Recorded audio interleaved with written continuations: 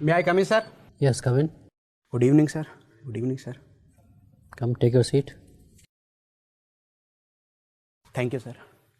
चेतन Kumar Meena. Yes, sir. कुछ अपने विषय में हमें बताइए. सर, मेरा नाम चेतन कुमार मीना है. मैं राजस्थान के दौसा ज़िले से संबंधित हूँ. मैंने अपनी स्कूलिंग अपने गृह ज़िले से की. उसके पश्चात मैंने राजस्थान यूनिवर्सिटी में महाराजा कॉलेज से बीएससी किया. तत्पश्चात मैं आयकर विभाग में निरीक्षक के रूप में कार्य कर रहा हूँ. सिविल सर्विसेज ज्वाइन करने की प्रेरणा कहाँ से मिली आपको? सर, सिविल सर्विसेज करने की प्रेरणा 2-3 जगह से मिली सर. पहली प्रेरणा सर, मेरे गांव में एक कैंप आयोजित हुआ था सर. तो वहाँ पे एक कलेक्टर आए थे सर. तो सर उनको देखा था सर कि वो जैसे प्रॉब्लम सॉर्ट आउट कर रहे थे लोगों की. लोग उनको दुआएं भी दे रहे थे सर. और एक हमारे गांव में लाइट नहीं आई थी सर 6 महीने से. सर उनके एक आदेश के बाद लाइट आ गई थी सर. उसके पश्चात सर मैं एक छात्रावास में रहा जो सिविल सर्वेंट्स के द्वारा ही संचालित था. तो सर उनका पर्सनल गाइडेंस भी सर मिलता रहा. तो सर एक जिज्ञासा सी सर और प्रेरणा लगातार मन में आती रही. तो सर एक सपना सा बन गया कि सिविल सर्विसेज ज्वाइन करना. चेतन जी, अगर मान लीजिए जाए आपको एयर इंडिया का चेयरमैन कम मैनेजिंग डायरेक्टर बना दिया जाए और सरकार ने जो निर्णय लिया है 76% जो स्टेक्स है, हाँ, जिस इन्वेस्टमेंट में हम निवेश में ले जाएंगे हम, तो as CMD of the company सरकार के इस निर्णय से आप खुश होंगे या नहीं? सर, एज ए CMD मैं सरकार के इस निर्णय से खुश होऊंगा सर. क्यों? सर इसकी वजह है कि सर जो एयर इंडिया है सर वो लगातार घाटे में चलती आ रही है. हमने काफ़ी प्रयास किए एज ए CMD, उसके बाद भी हम उसको लाभ की स्थिति में नहीं ले पा रहे हैं. सरकार ने सर 2012 में एक प्रोत्साहन भी दिया था सर 30,000 करोड़ का. उसके बावजूद भी सर हम उसको जो लॉस है सर उसको कवर नहीं कर पाए सर. तो सर ये सस्टेन नहीं है कि हम लगातार घाटे में चलते रहें सर. अभी सर 50,000 करोड़ का घाटा है सर लगभग. तो सर इसको हम कैरी आउट आगे सर कैरी नहीं कर सकते सर. तो ये निर्णय सर एक बेहतर निर्णय है सर. बट आपको लगता नहीं है कि हम बाजारीकरण जिसको कहते हैं उसकी ओर दौड़ रहे हैं हम लोग? एक सरकारी संस्था थी, महाराजा के नाम से ये जाना जाता था, पूरे विश्व में हमारा नाम था कि साहब ये महाराजा मतलब ये एयर इंडिया है ये, और इसको हम फिर प्राइवेटाइज कर रहे हैं, अपने हाथ से बाहर जाने दे रहे हैं. इससे हमें क्या फ़ायदा होगा? सर हमें ये फ़ायदा होगा कि सर हमारी जो रिसोर्सेज अब सर हम लॉस पूरा कर रहे हैं सर उसको अदर सेक्टर में लगा पाएंगे. और सर जो आज प्राइवेट सेक्टर का ज़माना है सर, जो प्राइवेट एयरलाइंस है सर वो और बेहतर रिजल्ट दे रही है सर. वो अच्छी सर्विसेज उपलब्ध करवा रही है सर जो एयरलाइंस है सर. तो ये सर सरकार के लिए फ़ायदेमंद होगा सर. और इसके डिसइन्वेस्टमेंट से सर जो पैसा आएगा सर वो अदर जो सोशल वर्क है सर उनमें खर्च कर सकते हैं सर. आपने अपने कर्मचारियों का नहीं सोचा है, उनका क्या होगा भविष्य?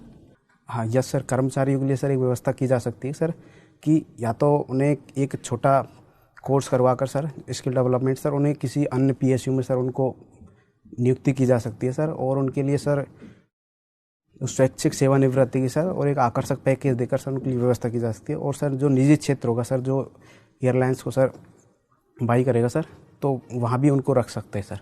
आप अपने को एक सेकंड के लिए उनके पोजीशन में ला के देखिए. आप तो CMD हैं, आपने तो कह दिया कि भाई उनके लिए हम गोल्डन हैंडशेक कर दीजिए, उनको विदा कर दीजिए, उनको स्किल डेवलपमेंट करके कहीं और लगा दीजिए. लेकिन अगर जो व्यक्ति उसमें काम कर रहा है एक संस्था में, उसका पूरा भविष्य, उसके परिवार का पूरा भविष्य उसके साथ जुड़ा हुआ है, सडनली उसको आप दे दीजिएगा गोल्डन हैंडशेक, ये तो उचित नहीं होगा आपके लिए. सर यहाँ समस्या ये है कि हम जो लगातार घाटे में जो कंपनी है उसको वैसे भी आगे बहुत ज़्यादा जारी नहीं रख सकते सर. दूसरा है कि जहाँ तक कर्मचारियों की समस्या है सर उसका समाधान अन्य क्षेत्रों में जो अन्य PSU है सर वहाँ उनको नियुक्त किया जा सकता है सर. और सर चलिए, भारत सरकार ने क्या निर्णय लिया है इस पर? अभी भारत सरकार ने एयर इंडिया को जब डिसाइड किया कि 76% इसको हम डिसइन्वेस्ट कर देंगे, तो हमारे कर्मचारियों का क्या होगा, इस पर कोई निर्णय लिया है? जानकारी है आपको? सॉरी सर, मुझे जानकारी नहीं है सर. ठीक. चेतन जी, यस सर. आप तो इनकम टैक्स इंस्पेक्टर है ना? Yes sir. ये डायरेक्ट और इनडायरेक्ट टैक्स क्या अंतर है? सर डायरेक्ट टैक्स का मतलब है कि जिस व्यक्ति पर कर आरोपित हुआ है वही व्यक्ति उसके भुगतान के लिए प्रत्यक्ष रूप से उत्तरदायी है. सर इनडायरेक्ट में है कि कर किसी अंतिम रूप से कर किसी अन्य व्यक्ति पर लगता है जबकि उसका भुगतान कोई और व्यक्ति करता है. अच्छा, ये जैसे भारत में केंद्र है और राज्य है, यस सर। इसमें टैक्स का बंटवारा कैसे होता है? सर इसमें केंद्र के जो सर कर है सर, उनके बंटवारे के लिए सर वित्त आयोग गठित होता है सर, संविधान के अनुच्छेद 280 के तहत। सर वह उसके लिए फॉर्मूला सर प्रदान करता है कि किस तरीके से वर्तमान में सर 42% जो टोटल टैक्स है सर, जो उसका सर हिस्सा सर राज्यों को जाता है सर। अच्छा, नीति आयोग का नाम सुना है आपने? Yes sir. नीति आयोग ने लगभग 100 गांवों के बारे में एक लिस्ट जारी किया है जो सबसे अविकसित है। कुछ पता है उसके बारे में? सर मुझे पता है सर, थोड़े नाम में कन्फ्यूजन है सर। हरियाणा का सर एक गांव, एक जिला है सर। सर कहाँ से? हरियाणा सर, नोई। यूपी से भी कुछ गांव है क्या उसमें? हाँ सर, यूपी से है सर, लगभग 8 जिले हैं सर। 8 जिले हैं। Yes sir. अच्छा, इंस्पेक्टर राज ये क्या है? सर इंस्पेक्टर राज का तात्पर्य है कि एक इंस्पेक्शन की व्यवस्था जो बार बार यह तय करे कि कौन व्यक्ति सही कार्य कर रहा है, कौन नहीं कर रहा है। वो सर, और उसमें जो सारे डिसीजन है सर, वो जो इंस्पेक्शन है सर, उसके तहत ही लिए जाए सर। तो आप महसूस कर रहे हैं जो आप उस इंस्पेक्टर राज के एक भाग हैं, तो अच्छा है या खराब है? सर जहाँ तक मैंने सर डिपार्टमेंट में देखा है सर, मैंने सर स्वयं पिछला जो सर इंस्पेक्टर रहा था वो सर नहीं देखा, लेकिन जो बताते हैं सर कर्मचारी साथ के कि पहले जैसी व्यवस्था, पहले जैसी जो इंस्पेक्टर राज की जो बात की जाती थी सर, वह आज नहीं है। पहले सिर्फ गवर्नमेंट का ही सर एक तरह से एकाधिकार था सर। अब सर काफ़ी सारी सर्विसेज सर प्राइवेट सेक्टर में भी डिपार्टमेंट ने शामिल किए सर, और सर टेक्नोलॉजी का प्रचार किया है sir. Direct to direct contact को लगातार ख़त्म किया जा रहा है सर। और सर टैक्स पेयर्स को सर काफ़ी सारी जैसे अवेयरनेस बढ़ी है सर, तो उनको अपने अधिकारों के बारे में जानकारी है सर। पब्लिक ग्रीवेंस की व्यवस्था है सर, वह काफ़ी मजबूत है सर। तो इससे सर अब सर यह कहना। अच्छा, मुझे एक चीज़ बताइए, जैसे मैं इनकम टैक्स का फॉर्म रिटर्न उसको भरता हूँ, ठीक है ना सर, उसको सिंप्लीफाई करने के लिए आप क्या उपाय बताएंगे? क्या उसको और सिंप्लीफाई किया जा सकता है रिटर्न को? सर वर्तमान में जो सर दिया जा रहा है सर, जो रिटर्न है सर, उसको सिंप्लीफाई इस प्रकार किया जा सकता है सर, जो डिडक्शन है सर, उसके कॉलम को कम किया जा सकता है सर। कोई स्टैंडर्ड डिडक्शन बना सकते हैं सर, जैसे 80C है सर, 80CCC है सर, उनमें अलग अलग सर कॉलम से उनके लिए एक स्टैंडर्ड की व्यवस्था की जा सकती है सर। अच्छा, तो आपने अपने लेवल पे कोशिश की है इस तरह का कोई सुझाव? सर ये मेरे सर इस तरह का कार्य नहीं है सर। आपके इस तरह का कार्य नहीं है? Sorry sir. चलिए ठीक। जी चेतन, कैसा महसूस कर रहे हैं? सर मैं बहुत अच्छा महसूस कर रहा हूँ सर। अच्छा, आपने तो काफ़ी चीज़ों का अध्ययन किया। मुझे बताइए कि जो इनकम टैक्स में जो कमिश्नरेट सिस्टम होता है, जिसमें कि इनकम टैक्स विभाग का ही एक अधिकारी अपने ही विभाग के विरुद्ध जो शिकायतें आती हैं, जो उनकी सुनवाई करता है। Yes sir. ये तो नेचुरल जस्टिस जो है, प्राकृतिक न्याय है, उसके सिद्धांत का ही साफ साफ उल्लंघन लगता है कि इनकम टैक्स का जो कमिश्नर है वो ही अदालत लगा के बैठा हुआ है, उसी के विभाग के खिलाफ कोई शिकायत आ रही है और वो फैसले कर रहा है। आपको लगता है ये कुछ अनैतिक है? सर अगर शब्द से इस बात को देखें तो सर जो प्राकृतिक न्याय है सर, उसके नियम पर खरा नहीं उतरता। लेकिन सर एक टेक्निकल फील्ड है सर। सर इसमें किसी अन्य विभाग को जो ये सौंप कर सर कार्य, वो उतना न्याय नहीं कर पाएगा सर उस टेक्निकल फील्ड। नहीं हो सकता टैक्स के अदालतें अलग कर दी जाएं, वो जाहिर है कि उसी में होंगी, तकनीकी लोगों की ही होंगी। Sorry sir. आपका तो विभाग है। खैर, हिंदी साहित्य आपने ले रखा है, जबकि पढ़ा तो आपने साइंसेस थी। साहित्य क्यों लिया? सर साहित्य लेने के पीछे वजह ये थी सर कि सर मैंने BSc अपना ग्रेजुएट सर साइंस से किया सर। मैंने हिंदी माध्यम से किया था सर। मैंने सर बुक्स काफ़ी ट्राई की कि सर मुझे हिंदी में कुछ गुणवत्ता युक्त बुक्स मिल जाए सर सिविल सर्विसेज के लिए, लेकिन सर हिंदी में ऐसी बुक मिल नहीं पाई थी सर। तो सर मेरे कुछ सीनियर्स थे, उन्होंने सलाह दी कि आपको कोई और सब्जेक्ट तलाश करना चाहिए। फिर मैंने सर 2-3 सब्जेक्ट सर कुछ प्रारंभिक रूप से पढ़ कर देखे सर, तो मुझे हिंदी साहित्य सर वो उचित लगा। ऐसा लगा कि मैं इसके साथ न्याय कर पाऊँगा सर। ईमानदारी से बताइए जरा 4-5 किताबों के नाम बताइए जो कुंजियाँ या गाइड ना हो हिंदी की। Yes sir. जो आपने पढ़ी है? सर मैंने सर उपन्यास पढ़े। आलोचनात्मक पुस्तकों के नाम बताएंगे ना, अब ये थोड़ा ना कि आपने प्रेमचंद का गोदान पढ़ा हो तो पाठ्यक्रम में तो पढ़ेंगे ही।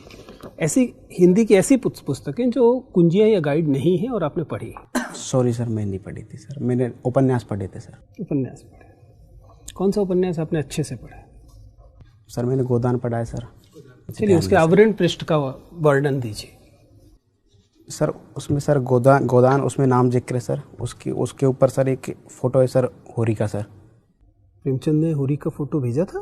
नहीं सर, प्रेमचंद ने नहीं भेजा सर, लेकिन जो मैंने पढ़ी थी सर, उसके ऊपर एक किसान का फोटो है या होरी का फोटो है? हाँ सर, किसान है सर, और वो किसान जो उसमें मुख्य चरित्र है सर वो होरी है सर, उसको मानकर वो किसान रिप्रेजेंट। अच्छा मुझे बताइए कि होरी मजदूरी करने क्यों नहीं चला जाता? गोबर तो बच गया, होरी मारा गया।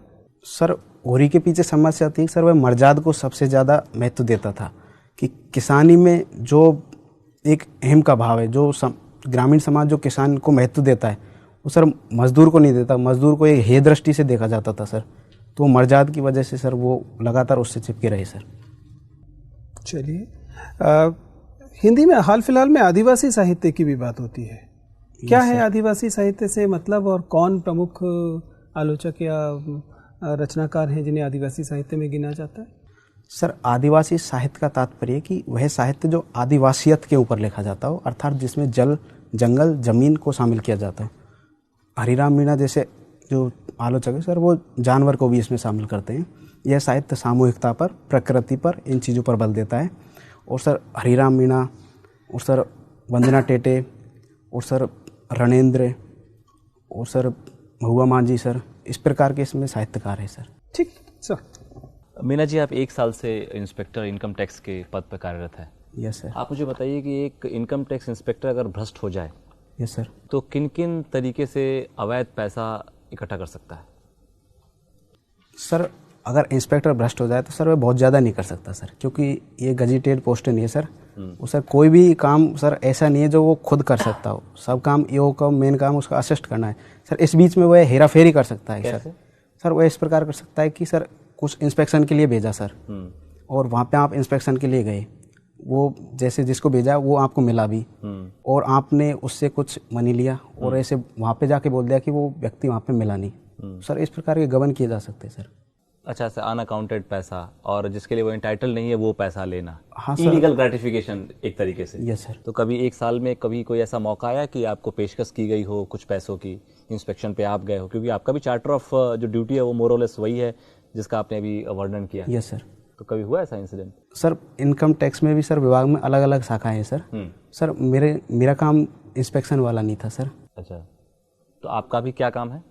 सर मेरा काम है सर कि जो सर आस्क सेंटर होता है सर, वहाँ पे सर जैसे कोई फॉर्म जमा करवाता है सर, और सर जो जनरल इन्फॉर्मेशंस देनी होती है सर, जैसे ऐसे सर्विस प्रोवाइडर सर, जैसे सर बैठते हैं सर जब बातचीत के लिए सर, तो वो मेरा काम था सर। बेसिकली आपका काउंसलिंग? हाँ, काउंसलिंग वाला काम था। कोई मॉनेटरी ट्रांजैक्शन आपके टेबल से नहीं होता? हाँ सर।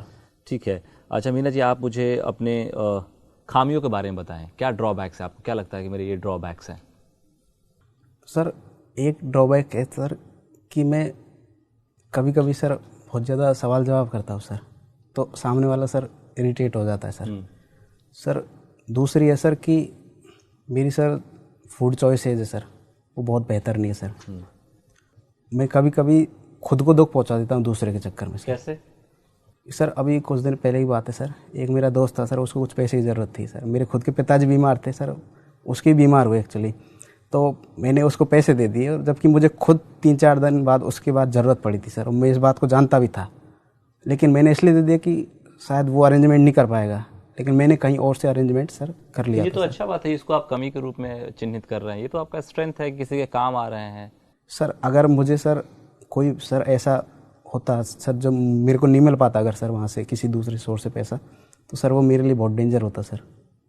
और खुद से सवाल जवाब करना आपको लगता है, तो क्यों सवाल जवाब करते हैं? कुछ खास वजह? आप अपनी इस कमजोरी को दूर करने का प्रयास कर रहे हैं?